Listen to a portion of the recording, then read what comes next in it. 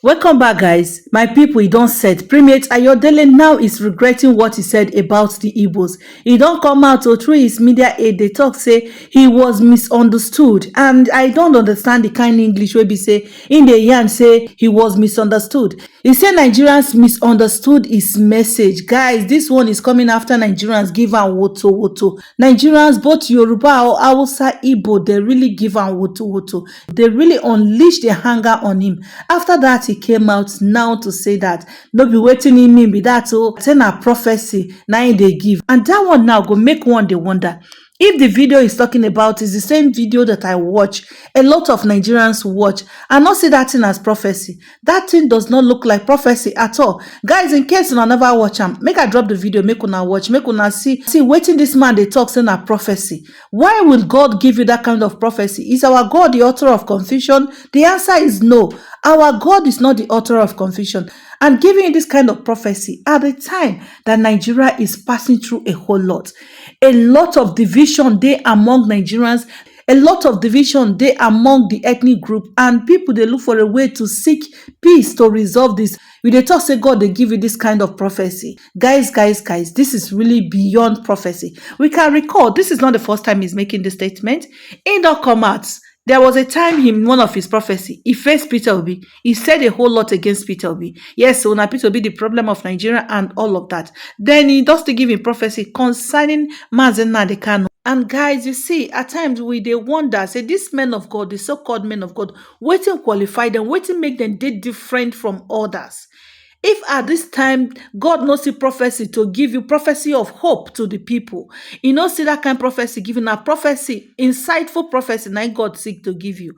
Guys, when I watch and make una see the way Nigerians they react to Ramo, it really get am hot. Nigerians they put am for under hot seat, they give am woto, and that is the reason why he is coming out now to talk. Say I beg Nigerians, so Igbo don't be waiting at talk. Now take a look and drop your comment on this in the comment section. Thank you very much as you help us to share this video so that make people they see am wetin dey happen. For those wey still dey lis ten to am, make them come, make them see the prophet wey be say he go come talk one thing, the following day he go talk another thing. Guys, just take a look. Igbos, they are tired of this world called Nigeria. Hausa is not the problem, but the Igbos. Any Igbo can go against it. You can lambast me, you can insult me, it's not my business. It gives me courage. It gives me more glory and blessing. Your insult. Igbo, they are the problems of this country. They are desperate of power. They want to rule Nigeria at all costs. And I've not seen them ruling Nigeria, even in coming dispensation. Let them bring, when 10 trillion will come out. Igbos, they are betrayer of themselves. Igbo cannot control Nigeria. Let's be realistic. Let's be honest with ourselves. But they don't understand. Instead of them to seek wisdom, they are flexing muscle. And that's not the answer. That's what Tinubu does not even know. Obasanjo, who is advocating for them, they are the one who spoil it. All these Obasanjo, Yakubu Gowon, who are they? Many of them. So Obasanjo wants to make an amendment now. When it's too late. Tell the Baba to go and sleep. We can't make any amendments. Igbo, there is an error at the beginning. A course is on you. If you don't reverse that course, Igbo, you can't be president of anything in Nigeria. Note and underline wisdom, understanding. There's nothing as nauseating as seeing videos like this. The problem is not that this fake, irritating nuisance in the name of a man of God would put out this content or will say this on the altar in the name of Christianity, in the whatever guise. The problem is that there are people, whether of his tribe, of other tribes, that shares this and believe that this is true or this is something to applaud. That's my only problem. That's my problem. Anybody can lose nuts. Anybody, irrespective of the title, the office, the followers, the platform, or anybody can lose nuts, and it happens. It has happened here, we can see. But there are people who think that Primate Ayodele makes sense enough in this very disgusting. I have read, and by way of historical connections, you could see that there is an unspoken bias against the Igbos for them not to be allowed into the seat of power. And all of that are now almost public knowledge. But when somebody, and if you follow the trajectory of Primate Ayodele, he started all of these things, all of this bigotry with as prophecies. He will come hold the microphone and declares that he heard from God and he says them. Of course, you should know that in recent time, Nigerians have now started to despise national or political prophecies, and he's no longer catching the attention. He's now shown his full self, and he's now this disgusting. But there are Nigerians that think that this word, it speaks of a particular, and I'm worried. I wasn't around before the Civil War, but I've taken my time. I have consumed more of information remote because there are so many indices. Looking back in my classrooms and all of the times I had times talking about or reading or learning about the remote and immediate cause of the Nigerian Civil War of 1967 to 1970. There are a lot of things, a lot of pictures, a lot of signals that you could pick that is breeding. So I've had time to read about it. And things like this are part of the things that led to it. And it's unfortunate that young Nigerians are trying to create borderless solutions to our problems. Young Nigerians are doing their best to create borderless solutions to problems, share ideas, create innovation, produce, do everything. I'm not sure there is anybody that is around me now that is around me on the basis of try. So people even say, I get called out sometimes by my brothers at home who say that I'm attacking the state government and all of that, and or attacking political figures, so they are from my state and everybody. And I've also criticized the fact that we talk about Godswill Akpabio here. There are people from Akwa Ibom says you shouldn't, whether it's for good or for bad. In some Wiki's video or stories, there are Riverians who say no, you should not talk about that. But some of us do not care whether it's Oshomole, is Obaseki, Okpebolo, whoever the person is, as long as you've chosen to be anti-people who call you out. But Nigeria is never, the only time Nigeria has been this tribalistic was before the Civil War. That should call for concerns. I'm really worried. Somebody should call Primate Ayodele to order. He's an old man, but we've now realized in recent time that even foolish people grow old. This is not Satan, and this is not Christianity. He's not speaking for Christianity. He's not of the kingdom. He doesn't have sense, and I say that without apology. He doesn't have sense. And if you think he has sense, you have to prove it. This is not Satan. I hope somebody calls him to order. I hope so.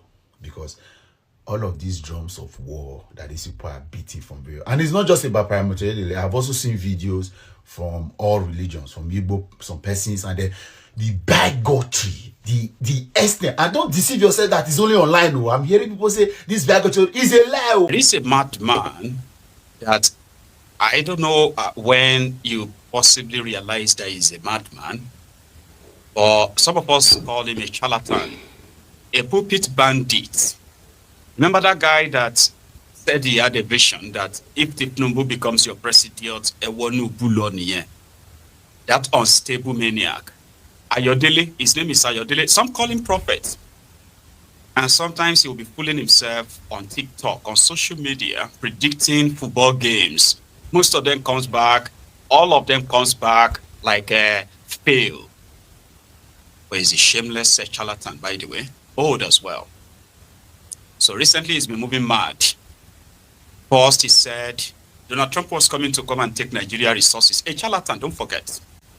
Present himself as a man of God. Man of dogs. So his latest rant is using his church.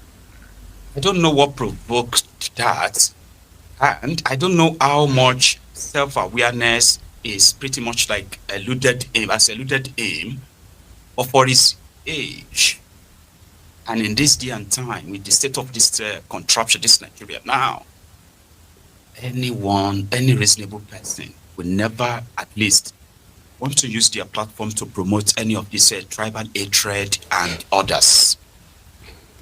We are dealing with a divided country, courtesy of the APC. But APC didn't do it alone. It is now a policy. So this charlatan and a video that is currently trending is the fact that unprovoked,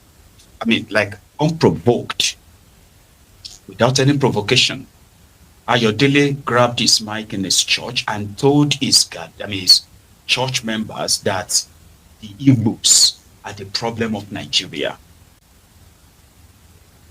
Like, how did you arrive at that? Sure, you get. But we all know why it is being pushed. There are already those who are saying that designating Nigeria as a country of particular concern, right, is the handiwork of the Igbos. It is because they don't love Nigeria, not because terrorists are killing Nigerians. No. They say because the Igbos don't love Nigeria, that's why they made America to say they want to come and kill terrorists. And they are pushing it. Most of those who have spoken in that direction are Yoruba pastors. We have seen Ade Farasin. We have seen one idiot that is currently on social media as well. They have a name for him. I can't remember his name right now. Then you have this charlatan. In this current Nigeria, these are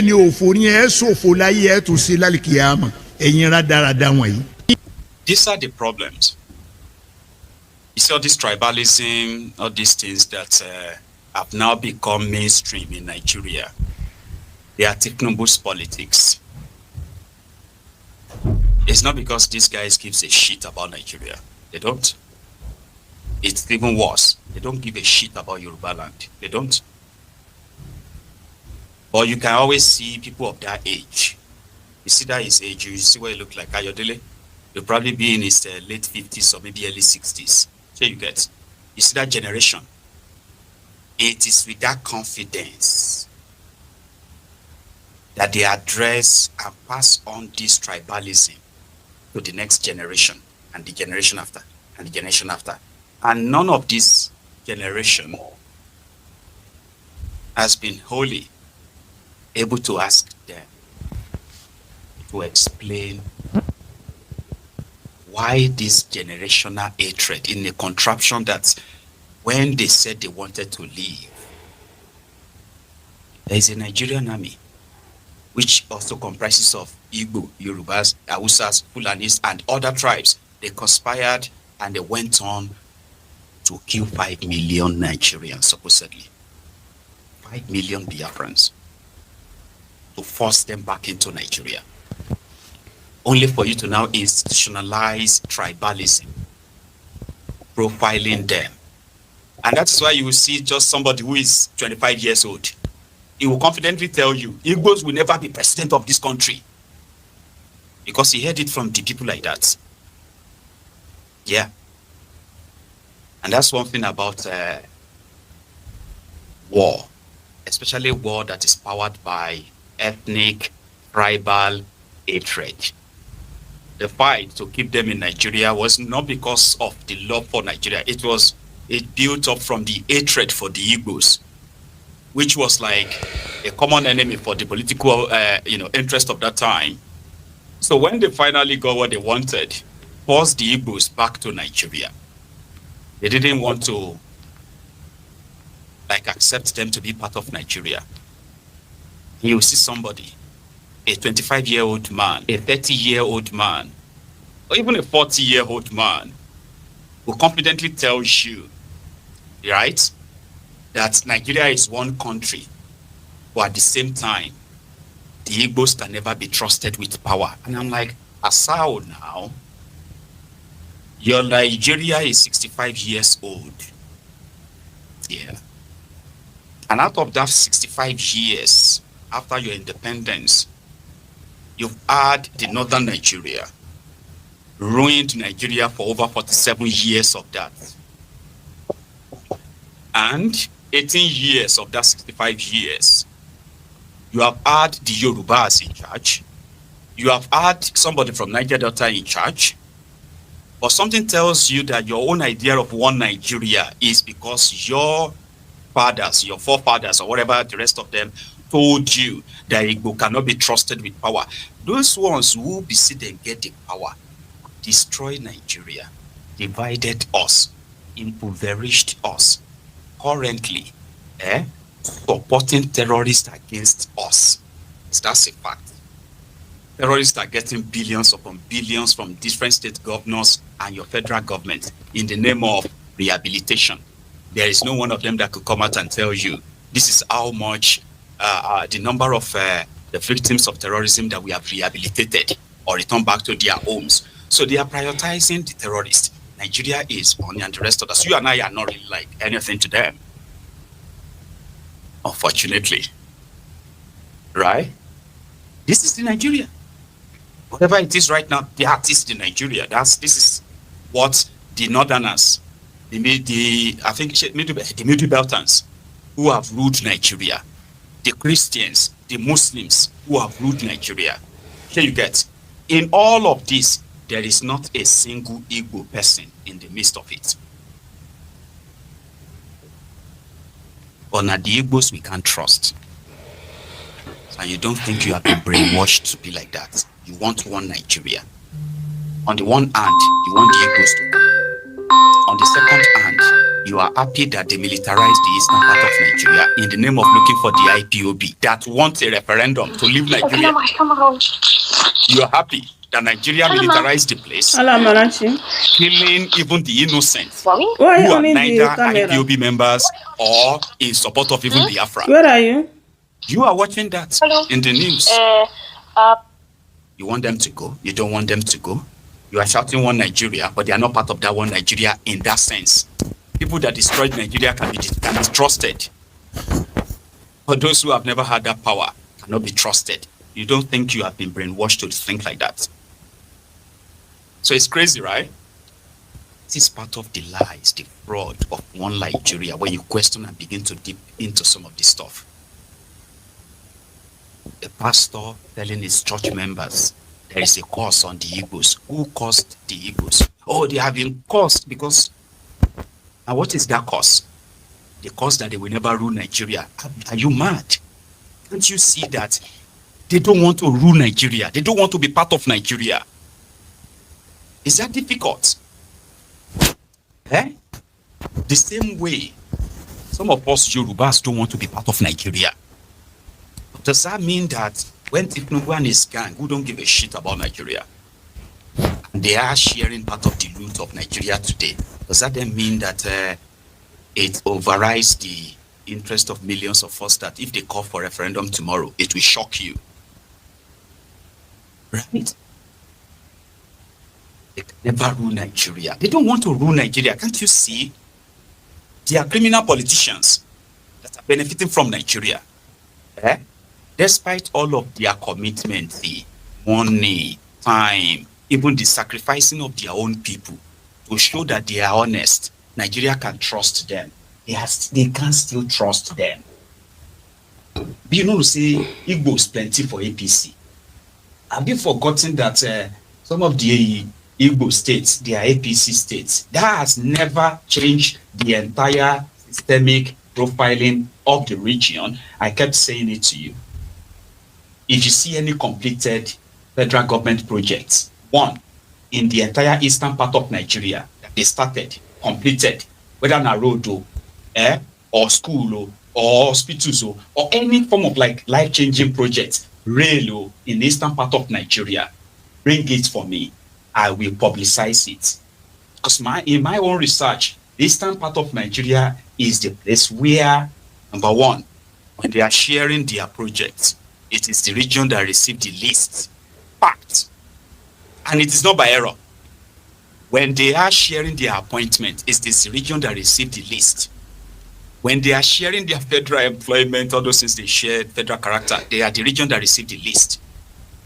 Again, when you are sharing the region with the most abandoned projects of federal government of Nigeria, guess what? The eastern part of Nigeria owed number one. I'm not saying that all of us are not marginalized, though. I'm just pointing all these things out. Something that will shock you. I say, are you saying that there is never a single completed project of Nigeria government in the eastern part of Nigeria? No, that's hard to believe. Then after, I've given you one now. Start thinking about it. It will surprise you. And it is deliberate. It is not an accident. It is not, Another thing they won't tell you is that eastern part of Nigeria, at least, contributes over 60% of the Nigeria national national gas exploration. At least everybody is talking about petroleum, crude oil. The region with the largest, the highest deposit of liquid natural gas is in eastern part of Nigeria, and Nigeria has been milking it. Yeah, that Abia State is oil producing. Anambra can produce oil. Imo State can produce oil. Ebonyi too on the side, among other things. So that Nigeria is exploiting. But they are telling you there's just not this because it is by design. So if you don't want them in Nigeria, right? Stop acting like you are that smart, that smart ass that knows that there is a cost. There's no cost. The people that actually, the real place that has cost is the cost of Nigeria is affecting all of us. Yeah.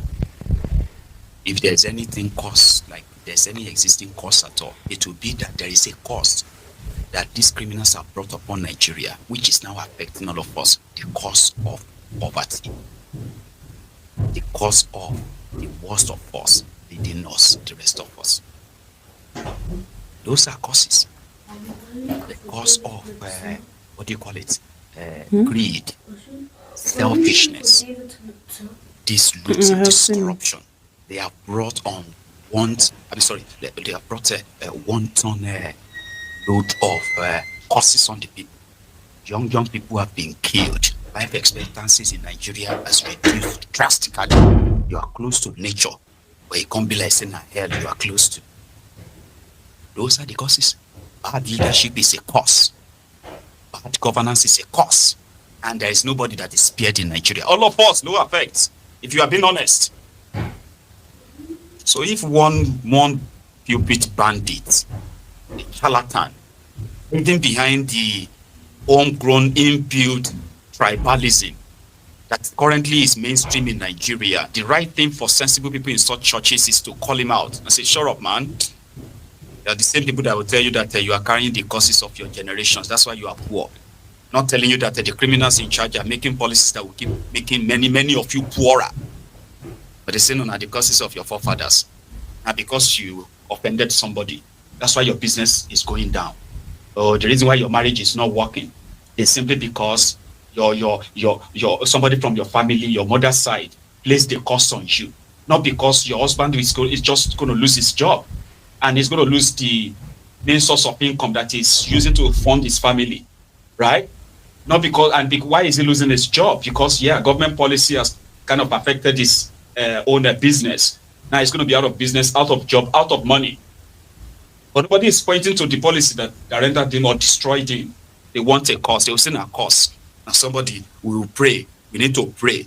These charlatans are thriving in that chaotic, mismanaged contraption for a reason. So you, whether you are a Yoruba man or Igbo man, it will take a tiny kind of I think it should probably show how dumb people will be for a charlatan like that, right? To trigger you. There are many. They will be continuing to be exposed in that sense. It's quite disgusting. Older people, and they have no idea of the gravity of what they are doing. Igbos are the problem of Nigeria. But you have people from all over the place who are intermarried. They married themselves. Families have been created because of these intertribal marriages. And they use that blanket statement. Who gives a damn? You don't give a damn about them. Right? Because for you, everyone that disagrees with you politically is Igbo. In that sense, is an enemy. In the same country where everybody is suffering the same thing. So it will take an extra foolishness inside somebody to actually really buy the hatred these guys are selling.